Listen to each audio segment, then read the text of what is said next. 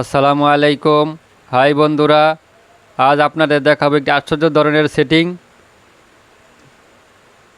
আপনি মনে করেন ফেসবুকের আইডি পাসওয়ার্ড ভুলে গেছেন, জিমেল ইমেলের আইডি পাসওয়ার্ড ভুলে গেছেন, নতুন মোবাইল কিনছেন কিন্তু আগের জিমেল নতুন মোবাইলে লগ ইন করতে পারতেছেন না, পাসওয়ার্ড ভুলে গেছেন।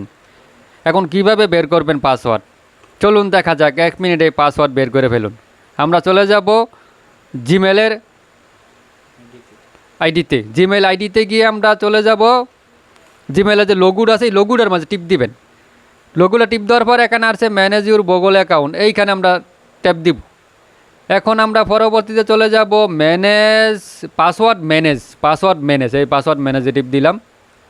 এখন এই যে সমস্ত আইডির যা যা খুলছেন আপনি মোবাইল দিয়ে যত আইডি আছে মানে লগ ইন করা সব পাসওয়ার্ড এখানে এসে পড়ছে।